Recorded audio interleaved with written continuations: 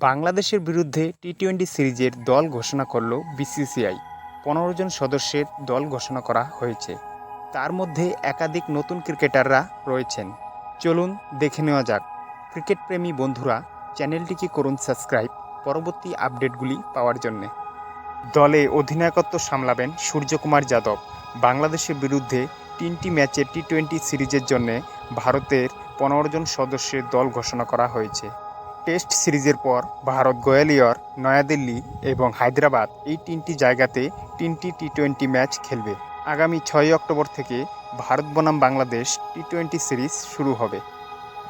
তবে যে দল ঘোষণা করা হয়েছে সেই দলে ঋতুরাজ গাইকোয়াড় ও ঈশান কিষানের জায়গা পায়নি। এর মাঝেই ঋষভ পন্থ, শুভমন গিল ও যশস্বী জয়সওয়ালেরও নাম দেখা যায়নি। এদিকে বেশ কিছু নতুন ক্রিকেটারকে দেখা যাবে যারা প্রথম ভারতীয় দলে সুযোগ পাবে।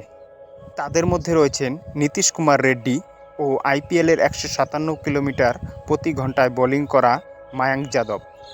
এছাড়াও এবার দলে ফিরছেন গৌতম গম্ভীরের প্রিয় পাত্র বরুণ চক্রবর্তী। 6 অক্টোবর থেকে শুরু হতে যাওয়া টি-20 সিরিজের জন্য ভারতীয় দলে 15 জন সদস্যের নাম রাখা হয়েছে।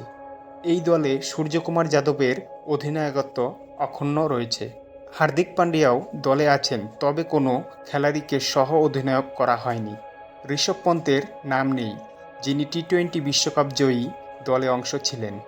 এদিকে আইপিএলে 157 কিলোমিটার প্রতি ঘন্টা বেগে বোলিং করা মায়াঙ্ক যাদব প্রথমবার ভারতীয় দলে সুযোগ পেয়েছেন। ক্রিকেটপ্রেমী বন্ধুরা, ভারতীয় টি-20 সিরিজের দলটিকে নিয়ে তোমাদের কি মত তা কমেন্টে জানাও এবং ভিডিওটি কি করো লাইক।